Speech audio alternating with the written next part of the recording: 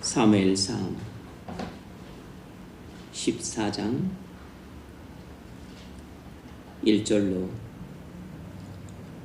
15절까지, 사무엘상 14장 1절로 15절까지,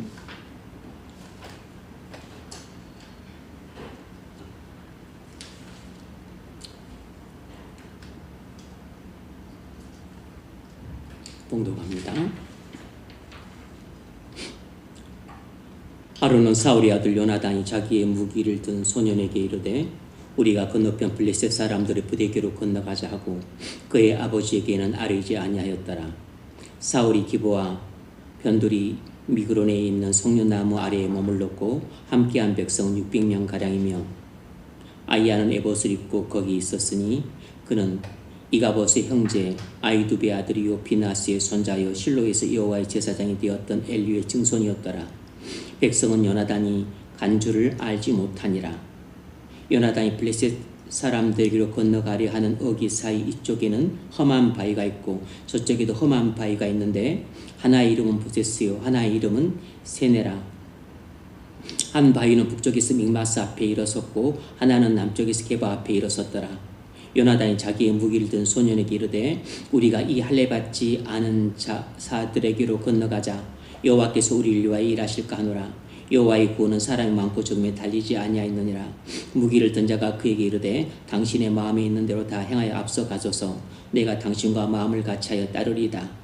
요나단이 이르되 보라, 우리가 그 사람에게로 건너가서 그들에게 보이리니 그들이 만일 우리에게 이르기를 우리가 너희에게로 가기를 기다리라 하면 우리는 우리가 있는 곳에 가만히 서서 그들에게로 올라가지 말 것이요 그들이 만일 말하기를 우리에게로 올라오라 하면 우리가 올라갈 것은 여호와께서 그들을 우리 손에 넘기셨음이니 이것이 우리에게 표징이 되리라 하고 둘이 다 블레셋 사람들에게 보임에 블레셋 사람이 이르되 보라, 히브리 사람이 그들이 숨었던 구멍에서 나온다 하고 그 부대 사람들이 요나단과 그의 무기를 든 자에게 이르되 우리에게로 올라오라, 너희에게 보여줄 것이 있느니라 한지라. 요나단이 자기의 무기를 든 소년에게 이르되 나를 따라 올라오라, 여호와께서 그들을 이스라엘 손에 넘기셨느니라 하고 요나단이 손발로 기어 올라갔고 그 무기를 든 자도 따랐더라. 블레셋 사람들이 요나단 앞에서 엎드러짐에 무기를 든 자가 따라가며 죽였으니 요나단과 그 무기를 든 자가 반나절 가리 땅 안에서 처음으로 초죽인 자가 220명 가량이라. 들에 있는 진영과 모든 백성들이 공포에 떨었고 부대와 노략군들도 떨었으며 땅도 진동하였으니 이는 큰 떨림이었더라. 아멘. 기도합니다.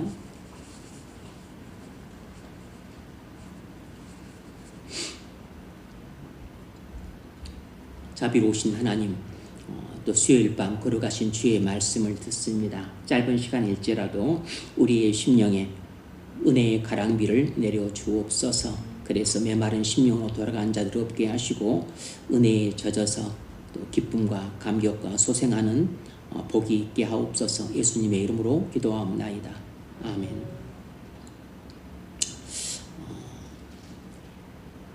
사무엘상 14장은 요나단의 장이라고 말할 정도로 요나단의 믿음의 용기를 기록하고 있는 대목입니다.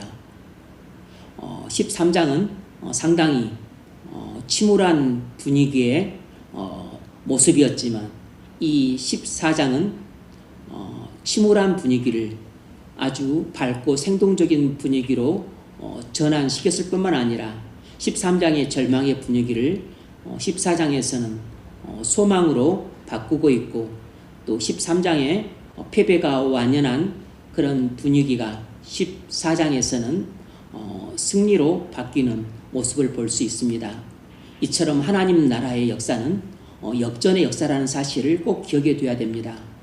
만일 우리가 믿음을 갖고 있지 않다면 우리는 우리 눈에 보이는 것이 전부라 믿고서 승산이 없으면 지는구나, 또 절망 가운데 있으면 이대로 망하는구나, 그리고 또 상황이 안 좋으면 우리는 이대로 또 패배하고 마는구나 라고 눈에 보이는 것이 전부라고 믿고 살게 되지만 믿음을 가진 성도에게는 믿음을 통해 항상 기적이 일어난다는 사실을 명심해야 됩니다. 요나단이 바로 그 중요한 사례를 할 수 있습니다.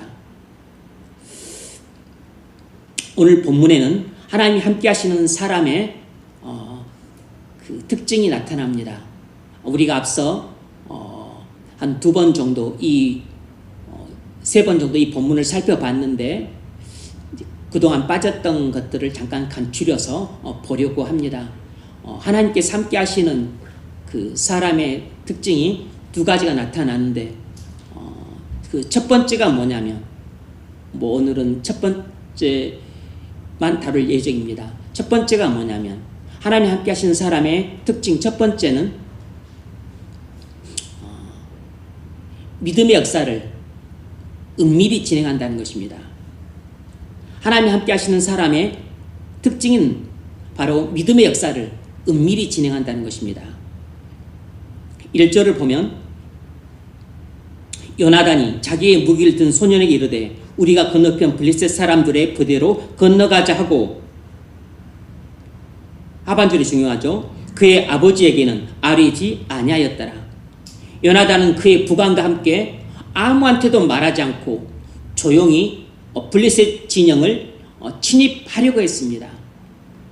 자기 아버지한테도 말을 안 했어요. 요나단은 지금 사울왕과 나머지 군사들은 이 피색이 완연한 상황에서 싸울 것도 없다.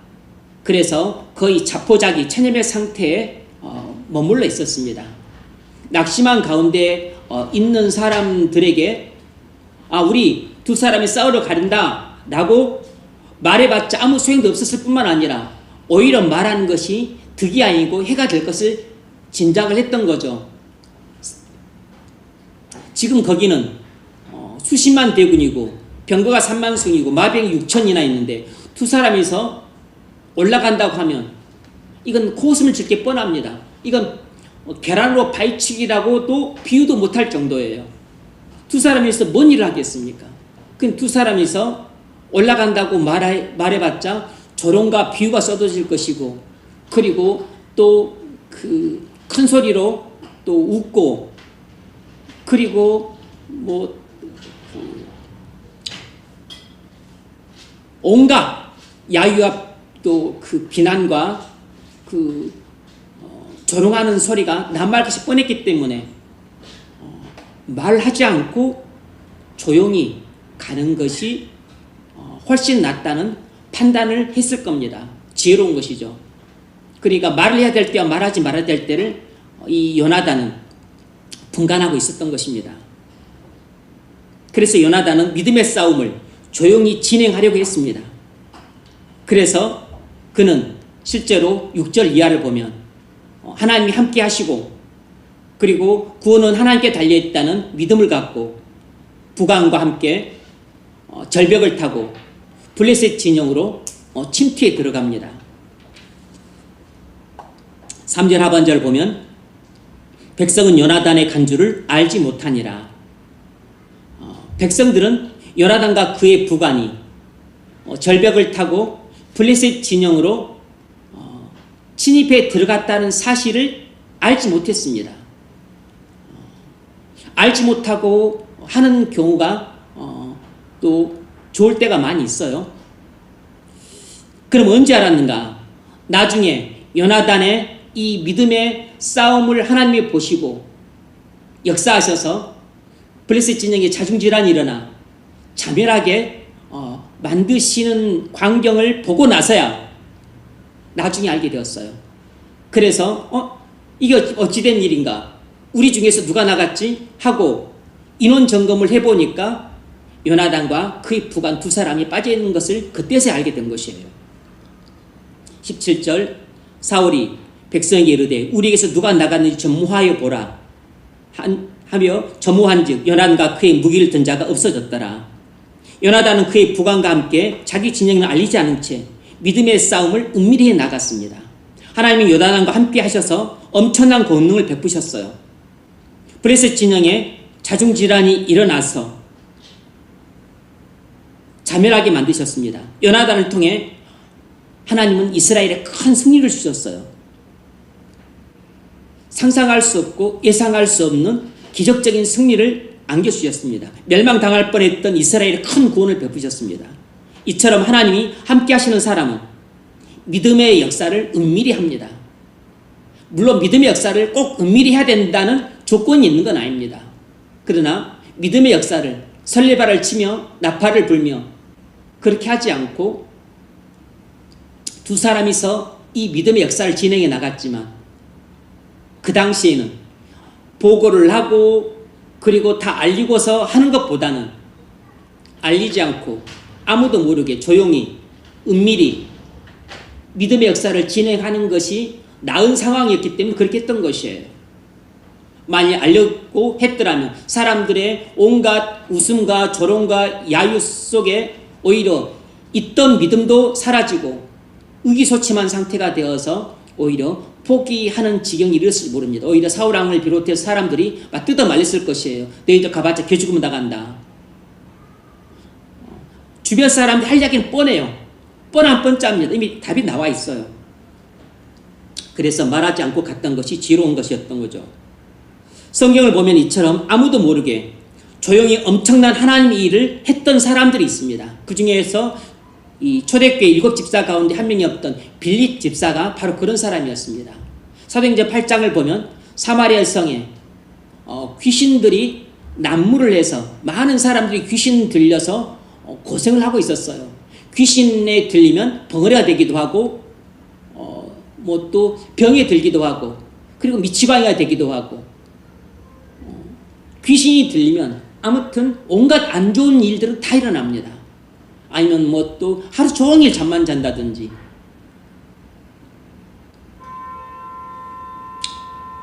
그런데 이 빌립 집사가 사마리 성에 내려가서 복음을 전하자 더러운 많은 귀신들이 큰 소리를 내며 도망갔을 뿐만 아니라 중풍병자가 고침을 받고 안진병이가 일어서는 큰 치유의 역사도 일어났습니다. 뿐만 아니라 이 빌립 집사는 사마리아 성 전도를 마치고 나서 에디오피아 그 내시에게 복음을 전함으로써 에디오피아 전역 복음화를 이루는 엄청난 그 역사가 훗날 일어나게 됩니다. 이건 빌립 집사조차도 예상하지 못했던 일이었어요.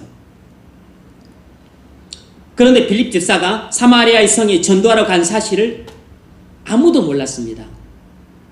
빌립 집사가 사마리아 성에 전도를 가게 된 연유는 뭐였냐면 앞장 7장을 보면 알 수 있어요. 스데반 집사가 동족 유대인들에게 복음을 전하다가 돌에 맞아 죽게 돼요.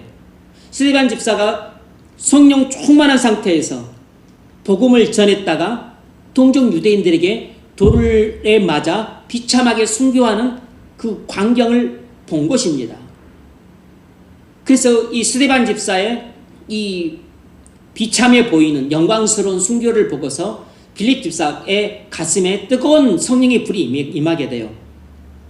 같이 초대교회 예루살렘 교회에서 성령 충만해서 7 집사가 집사 직분을 받았는데 그 자기의 사랑하는 동료 집사였던 스데반 집사가 돌이 맞아 순교를 한 것이에요.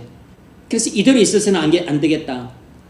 물론 예루살렘 교회가 박해가 임했기 때문에 더 이상 있을 수 없는 상황이었지만 빌립 집사가 자기도 스데반의 순교를 보고서 책임의식을 느끼고 그래서 아무도 거들떠 보지도 않는 버려진 땅 사마리아 성에 내려가서 복음을 전하게 된 것이에요. 그런데 조용히 내려가서 복음을 전했던 겁니다. 이처럼 하나님이 함께 하시는 사람은 믿음으로 일을 할 때 그렇게 막 설레발을 치며 나팔을 불며 동네 방네 광고를 하면서 하기보다는 대체적으로 조용히 일을 합니다. 조용히 하나님의 일을 믿음으로 해도 엄청난 구원의 역사가 일어나요. 그래서 사마리아에 큰 붕이 일어났고 훗날 에디오피아 전역이 복음화되는 큰 구원을 가져오게 됩니다. 이처럼 하나님 함께 하시는 사람은 믿음의 역사를 조용히 진행을 하는 경향이 있어요. 여러분은 어떻습니까? 여러분은 하나님 함께 하시는 사람입니까? 여러분이 하나님이 함께 하시는 사람이라고 하는 증거는 여러분이 믿음의 역사를 한다는 데 있어요. 여러분은 믿음의 역사를 하십니까? 역사라고 하는 것은 일을 한다는 뜻입니다. 여러분은 무슨 일을 할 때 믿음으로 하십니까? 여러분 오늘 예배에 참석할 때 믿음으로 참석하셨나요? 이런 것도 믿음의 역사의 한 부분입니다. 여러분이 교회를 섬길 때 믿음으로 섬기시나요?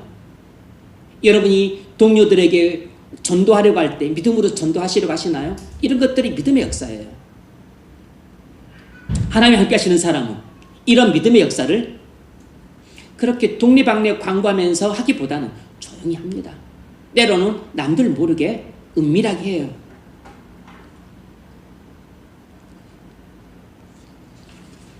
물론 믿음으로 일을 한다고 해서 다 말을 안 하고 은밀히 해야 하는 것만은 아닙니다.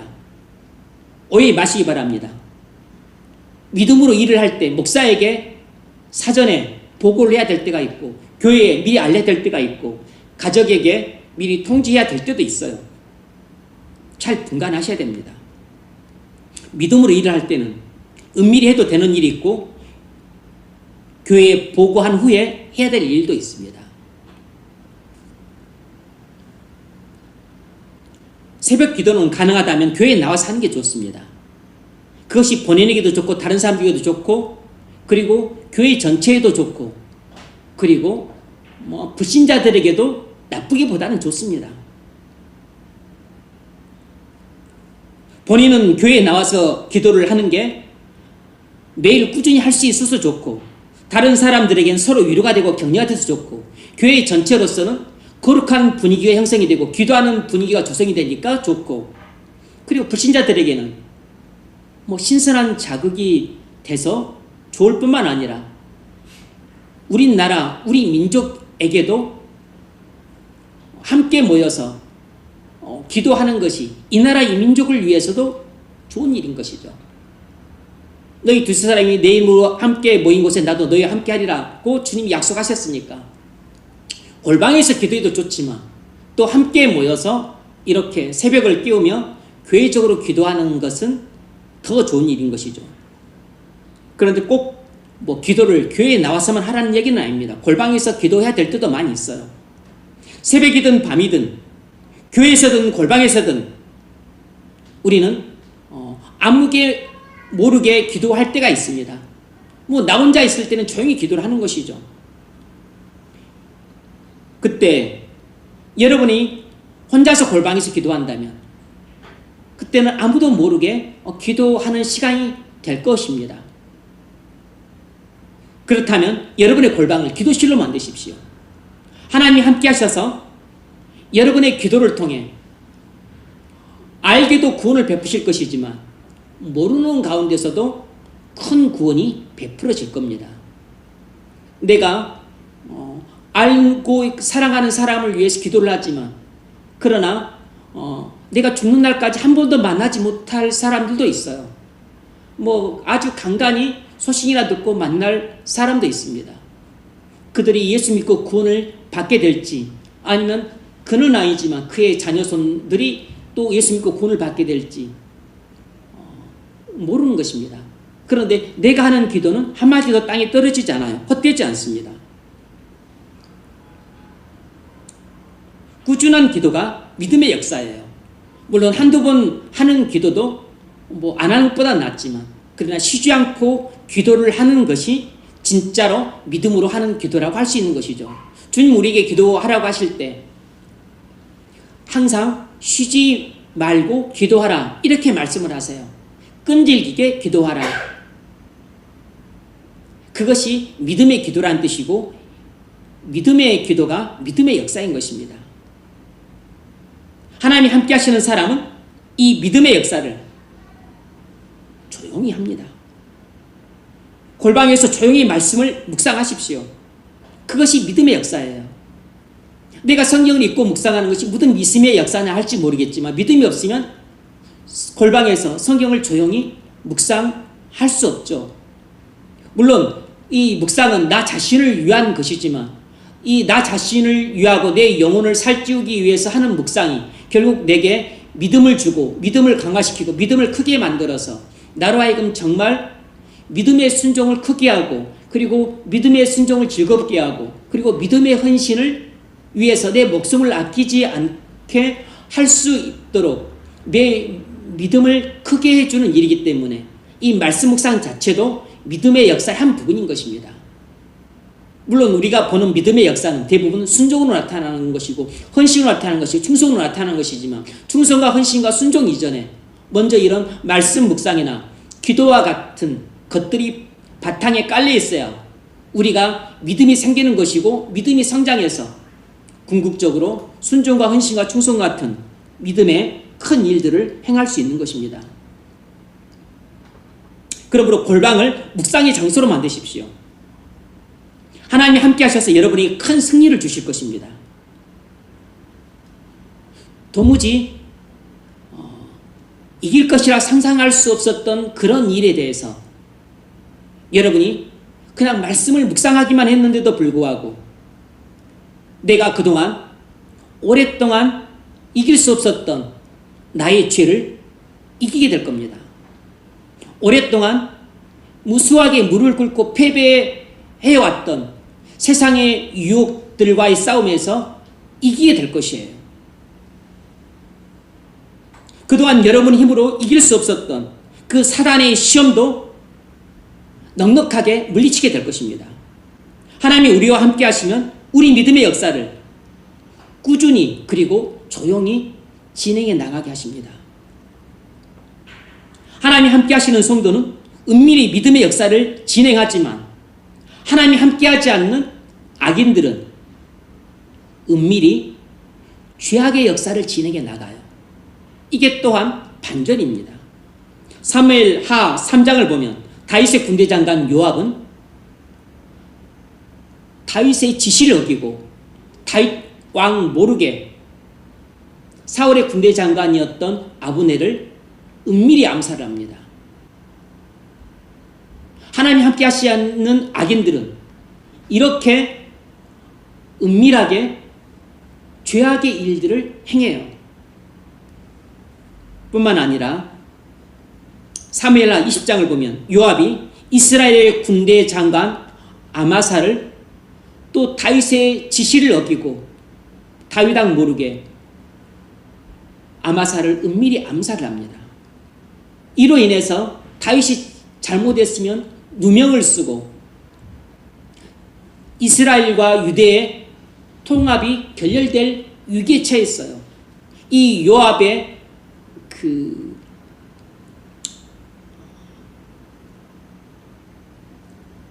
시기와 질투로 인한 이 음모와 암살 때문에 이스라엘 공동체 전체가 큰 위기에 빠질 뻔했습니다. 이처럼 하나님 함께 하시지 않는 악인들은 자신들의 욕심을 만족시키기 위한 이 죄악의 역사를 아주 조용히 아무도 모르게 은밀하게 진행해 갑니다. 그리고서 자신들의 욕심을 만족시키고 그리고 자신들의 이기적인 뜻을 성취를 시키는데 문제는 그 결과 가정 공동체가 깨지고 직장 공동체가 큰 피해를 보고 그리고 나라가 어려움을 겪게 돼요. 그리고 교회에 큰 피해를 주는 것입니다. 이처럼 요압은 다윗 모르게 은밀히 아브넬과 아마사를 암살하는 죄를 저질렀습니다. 왕상 1장을 보면 아도니아가 다윗 모르게 왕이 되려고 은밀히 음모를 꾸미고 그 사를 진행했다가 나중에 발각이 돼요.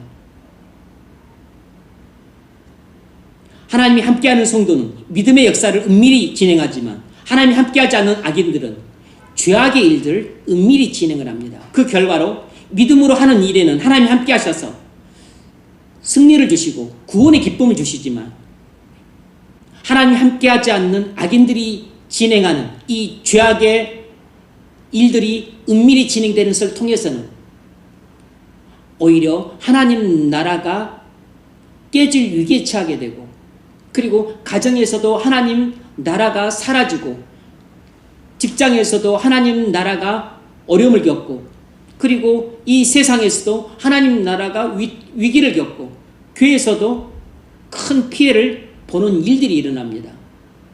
그래서 이처럼 하나님이 함께하지 않는 악인들은 그 죄악의 역사를 은밀히 진행함을 통해서 그 결과 그들은 하나님의 심판을 피할 수 없게 돼요. 그래서 은밀하게 죄악의 일을 진행했던 요압도 하나님의 심판을 받아 죽게 되고 아도니아도 죽게 됩니다. 여러분이 아다시피 링컨은 백악관에서 아무도 모르게 하나님께 기도하면서 노예 해방을 추진했고 그리고 남북전쟁을 승리로 이끌어서 나라를 통합의 길로 이끌었습니다. 반면에 케네디 대통령은 미국 공립학교에서 예배를 폐하고 백악관에서 아무도 모르게 마릴린 먼로와 미래를 즐겼습니다. 링컨은 백악관을 기도실로 만들어서 분열된 나라를 통합시켜 세계적인 초강대국의 발판을 마련했던 반면에 케네디 대통령은 공립학교에서 예배를 폐하고 백악관을 미래의 장소로 만들어 초강대국이었던 미국을 타락과 추락의 길로 들어서게 한 장본인이 되었어요.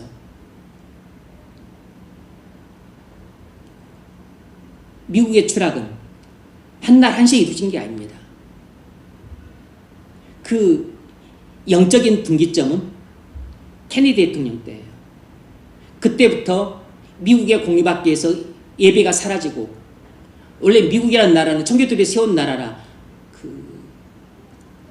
예수를 믿는 기독교 신앙의 터 위에 세워진 나라잖아요. 그래서 집회에도 I believe in God이라고 써져 있고 그리고 미국의 공공기관이 개원할 때는 전부 기도로 개원을 합니다. 그리고 대통령이 선서할 때도 성경에 손을 얹고 선서를 하잖아요. 그런 나라가 지구상 미국 말고 어디에 있습니까?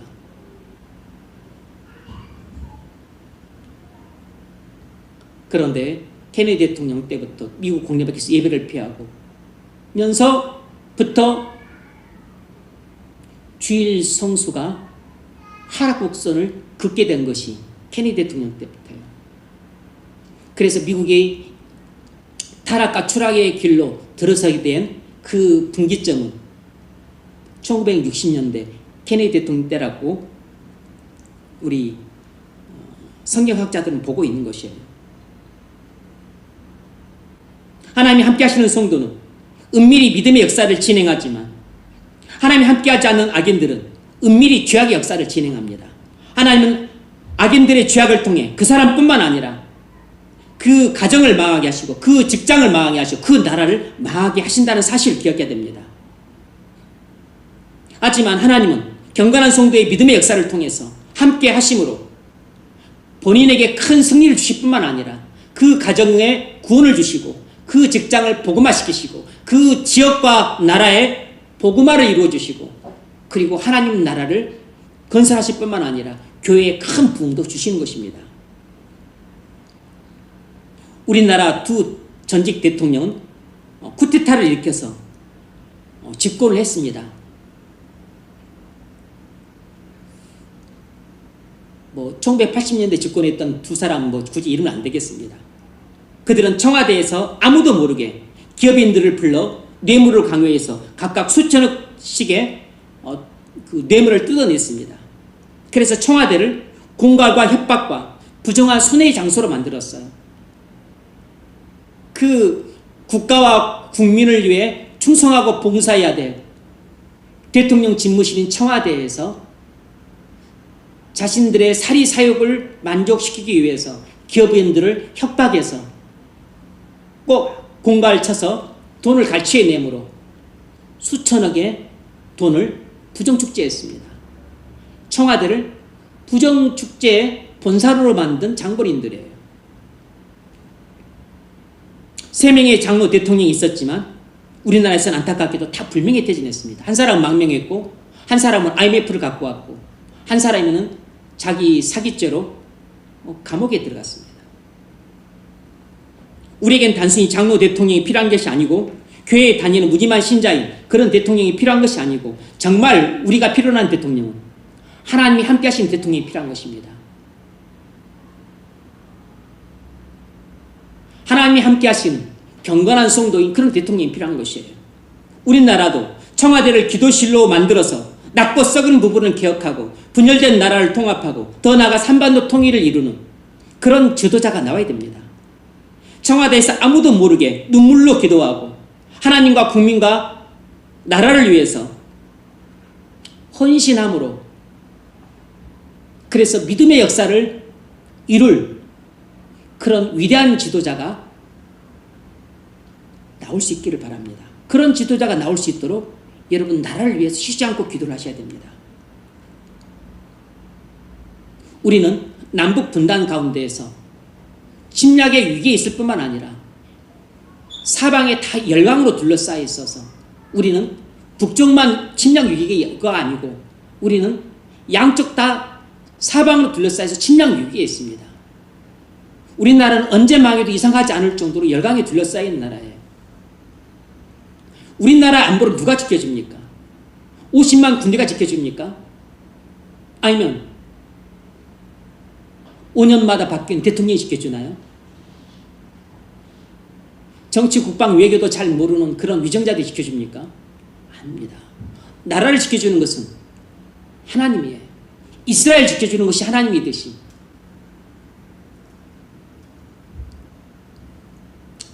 나를 지켜주는 것이 하나님이시고 믿는 자의 가정을 지켜주는 것이 하나님이시고 믿는 자의 직업과 직장을 지켜주는 하나님이신 것처럼 하나님만이 우리나라를 보호할 수 있는 것입니다.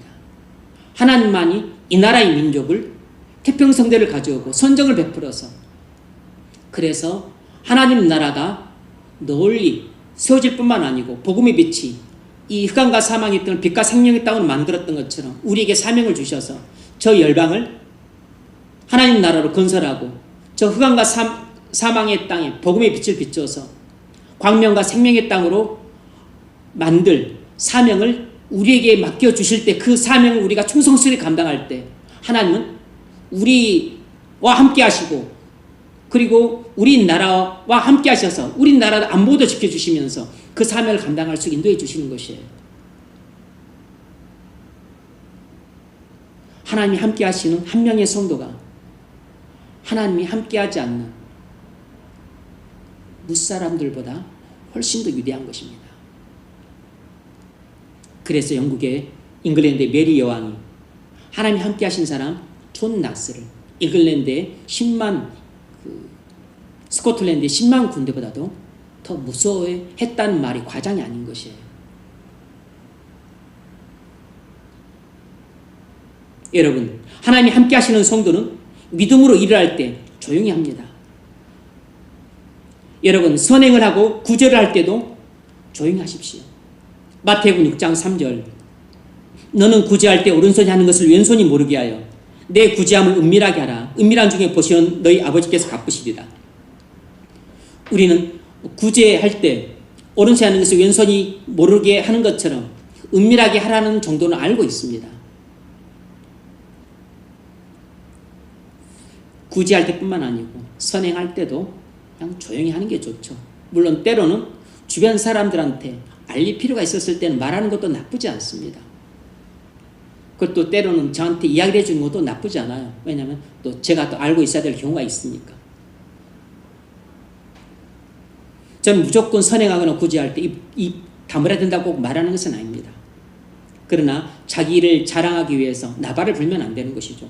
성경이 금하는 것은 자기를 자랑하기 위해 나발을 불지 말라는 것이고 또 그것을 자기 의로 삼아서 교만해지지 말라고 하는 의도에서 말하는 것입니다.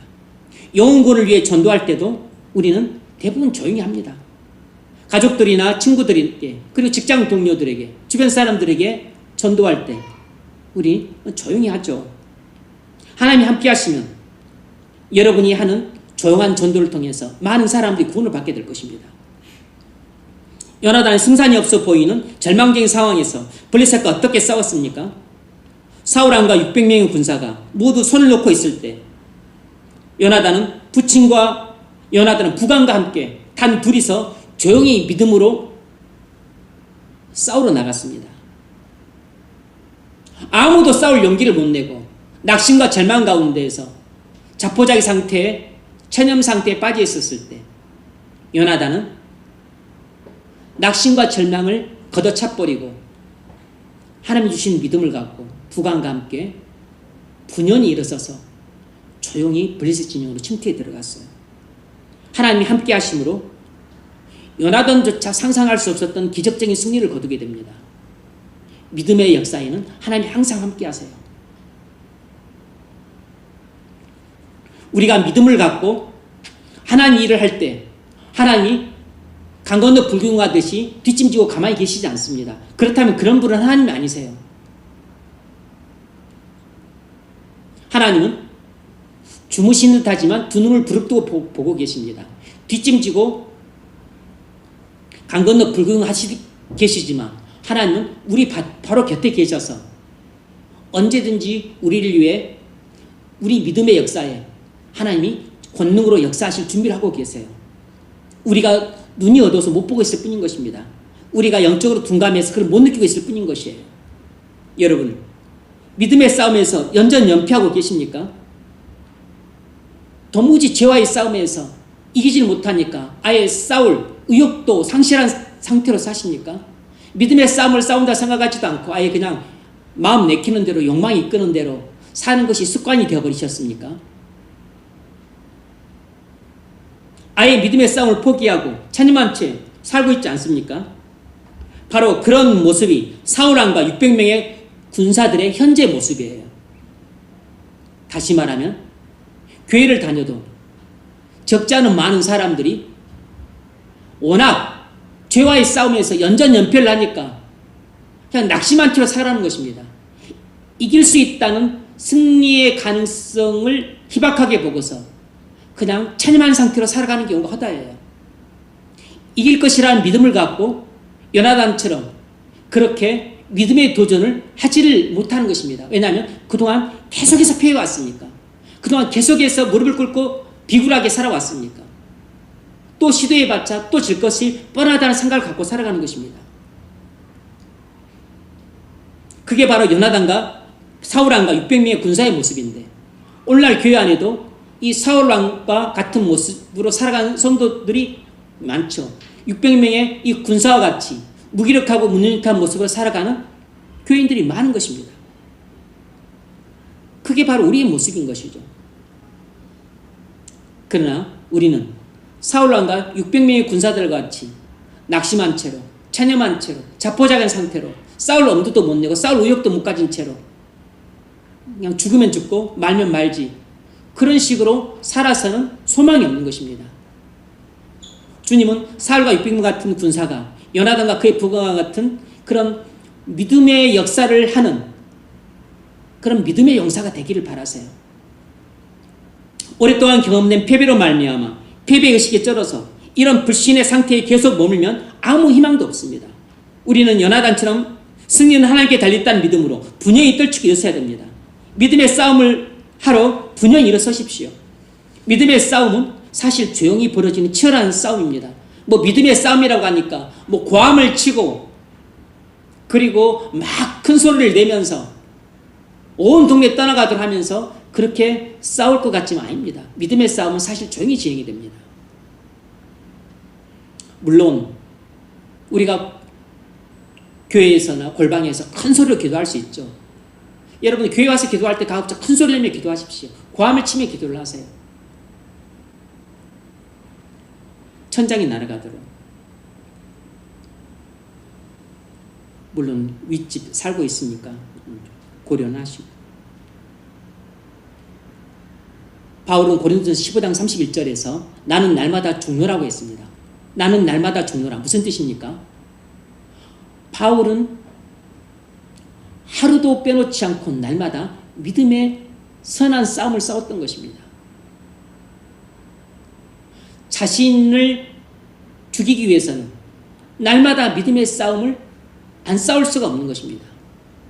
날마다 바울은 자신이 죽어야 됐어요. 왜 죽어야 됐을까요? 그게 부활신앙이기 때문입니다. 이 고린도전서 15장은 부활장이에요. 부활을 다루고 있는 장입니다. 우리는 부활 그러면 지금 내가 죽으면 나중에 주님 재림하실 때 살아난다. 그 부활을 물론 말하고 있는 게 사실입니다. 그건 장차 훗날 부활이고 그건 영육간의 부활이지만 지금 바울은 나는 날마다 죽노라고 말했었을 때 이것이 바로 부활신앙이에요. 이것은 영적인 부활신앙인 것입니다. 우리는 날마다 내가 죽어야 날마다 내 안에 계신 예수님이 살아나십니다. 그게 부활신앙인 것이에요. 내가 죽어야 내 안에 계신 예수님이 살아나시는 것이에요. 내가 죽지 않고 내 본성대로 살면 내 안에 계신 예수님은 죽은 분처럼 역사하지 못해요. 그래서 바울은 나는 죽고 예수로 살기 위해서 날마다 믿음의 싸움을 통해 자신을 죽였던 겁니다. 그래서 바울이 했던 이야기가 뭐예요? 로마서 8장 13절 우리가 육신대로 살면 반드시 죽을 것이로되 너희가 육신대로 살면 반드시 죽을 것이로되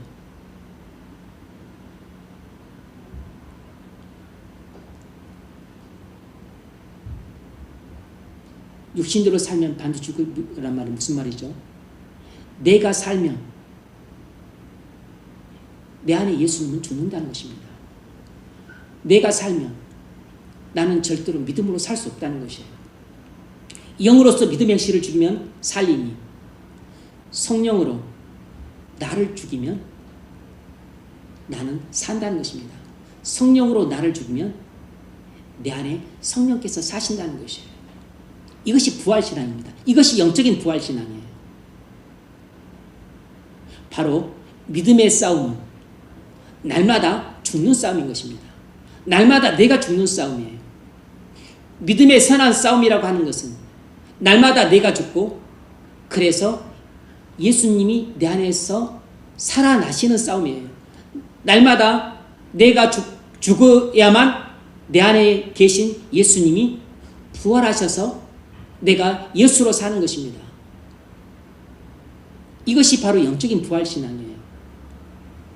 이것을 갈라디아서 용어로 표현하자면 이 표현이 되는 겁니다. 갈라디아서 5장 16절 내가 이르노니 너희는 성령을 좇아 행하라 그리하면 육체의 욕심을 이루지 아니하리라. 성령을 좇아 행하는 것이 육체를 죽일 때만 일어나는 것이에요. 그러니까 우리는 아침에 기도하고 말씀 묵상하는 것으로 영적인 싸움을 다 싸우는 게 아닙니다. 영적인 싸움은 말씀 묵상과 기도로 이제 본격적인 준비를 하고 하나님의 전신갑주를 입는 것으로 이제 하루 일과가 시작되는 것이에요. 하루 일과가 믿음의 선한 싸움을 이렇게 말씀 묵상과 기도를 통해 하나님의 전신갑주를 입는 것으로 이제 믿음의 전쟁터로 나아가는 것입니다. 그래서 이 말씀 묵상과 기도를 통해 성령 충만함을 받아서 하나님의 전신갑주를 입고 믿음의 전쟁터로 나가서 이제 순간순간마다 일에 부딪힐 때마다 또 사람들과 또 만날 때마다 상황마다 일마다 그리고 또 사람마다 나를 죽이고 그리고 내 안에서 예수님이 살아나심으로 그렇게 사람을 대해야만 사랑으로 대할 수 있고 그렇게 상황을 접해야만 믿음으로 일을 할 수 있고 또 그렇게 어떤 일을 해야만 우리가 믿음의 역사를 진행할 수 있습니다.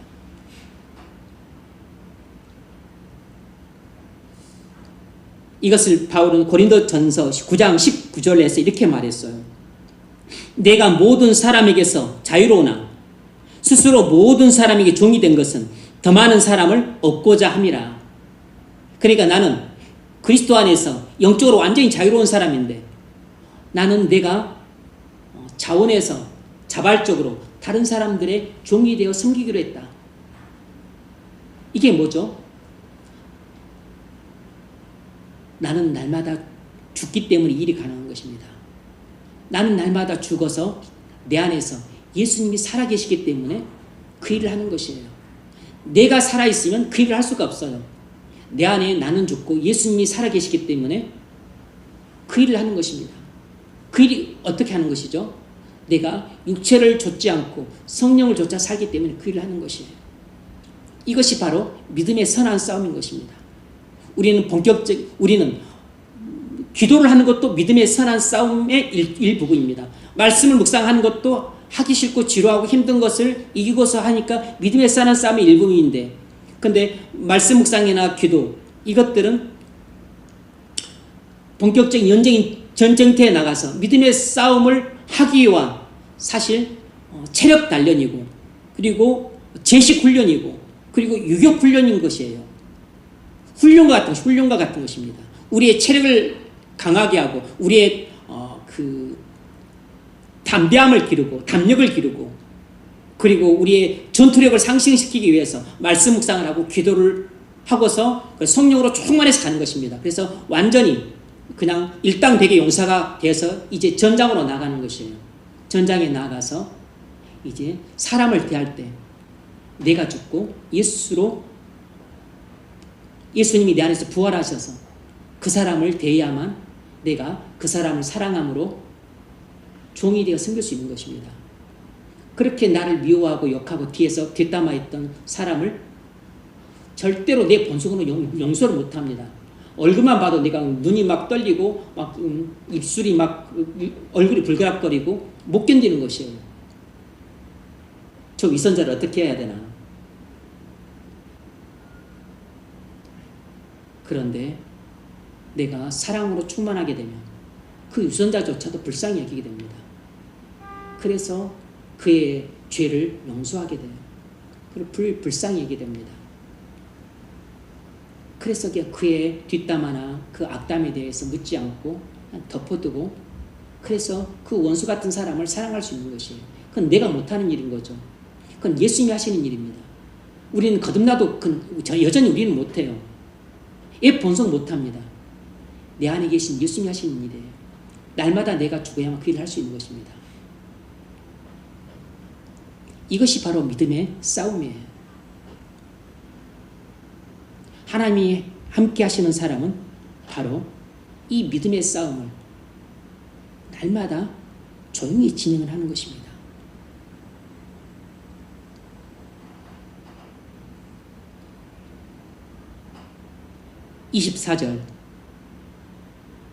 운동장에서, 아닙니다. 고린도전서 9장 24절에 운동장에서 다름질하는 자들이 다 달릴지라도 오직 상을 받는 사람은 한 사람인 줄 너희가 알지 못하느냐. 너희도 상을 받도록 이와 같이 다름질하라. 여러분, 믿음의 싸움은 한 번, 두 번으로 끝나는 게 아닙니다. 하루에도 수십 차례, 수백 차례 일어나는 싸움이에요. 믿음의 싸움은 믿음의 경주입니다. 우리가 천상에 당도할 때까지 믿음의 싸움은 끊기지 않아요. 상을 받도록 이와 같이 다름질하라. 25절, 이기기를 다투는 자마다 모든 일에 절제하나니. 믿음의 싸움은 궁극적으로 절제인 겁니다. 궁극적으로 절제인 것이에요. 그런데 이 절제를 단순한 우리 의지력을 하는 게 아니고 성령께서 우리 안에 막 욱하는 것들을 잠재우시고, 미움과 증오와 분노와 복수심을 성령께서 그걸 없애주시고, 오히려 그것을 긍휼과 불쌍히 여김과 그런 마음으로 바꾸시고, 그리고 용서와 사랑으로 바꾸셔야만 되는 것입니다. 그래야만 그런 것들이 절제로 나타나는 것입니다. 미움과 분노와 복수를 그대로 표출하는 것은 절제의 실패라는 것이죠. 성령으로 충만할 때 미움과 분노와 복수심이 절제를 당하는 겁니다. 통제를 당하는 것이에요. 못 나오도록. 그리고 그것을 성령께서 바꿔내시는 겁니다. 사랑과 긍휼과 불쌍히 여기는 마음을 바꿔내시는 것이에요.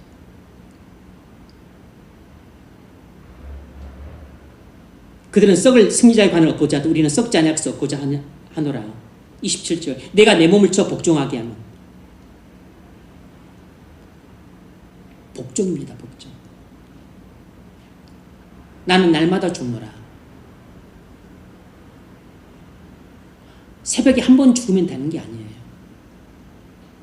새벽에 본격적으로 말씀과 기도를 통해 성령 충만하고 말씀으로 충만해서 내가 눈뜨고 호흡하고 의식하고 살아가는 하루 동안에 날마다 죽어야 되는 것이에요. 내가 내 몸을 복종시켜야 되는 것입니다. 그게 믿음의 싸움이에요. 바로 하나님이 함께 하시는 사람은 이 믿음의 싸움을 조용히 진행하는 것입니다.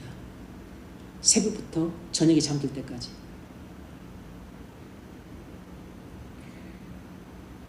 그러면 여러분 하나님이 함께 하시는 사람이 되십시오. 그러면 먼저 우리 자신에게 꼭 필요한 믿음의 싸움을 은밀히 진행을 합니다. 그리고 무엇보다도 믿음의 역사를 할 수 있어요. 믿음으로 하나님 일을 할 수 있습니다. 그때 나는 하나님께 귀하게 쓰임받는 도구가 됨으로써 영광을 얻게 되고 또 믿음으로 일하는 나를 통해서 우리 가정에 구원이 임하고 그리고 우리 직장에도 복음화가 되고 우리나라에도 복음화가 이루어지고 그리고 교회에는 부흥이 일어나게 되는 것입니다. 내게는 승리의 기쁨과 구원의 감격이 임하게 돼요. 하나님께 거룩하게 쓰임받는 종이 되고 그리고 하나님께서 우리에게 사명을 맡겨주심으로 사명을 감당할 수 있는 착하고 충성된 종으로 우리를 부르고 계신 것입니다. 하나님이 함께 하시는 사람이 되셔서 믿음의 역사를 이루어 가십시오. 그러면 여러분에게는 놀라운 승리 기쁨과 구원의 감격이 있을 뿐만 아니라 사명을 충성스럽게 감당할 수 있는 영광을 얻게 될 것입니다. 그리고 여러분을 통해서 가정에는 구원이 임하고 직장에는 복음화가 임하고 그리고 이 나라의 이 민족에게는 복음화가 이루어지고 하나님 나라가 세워지고 그리고 교회에는 크고 놀라운 부흥이 일어나게 될 겁니다. 그런 애가 있기를 주의 이름으로 축원합니다.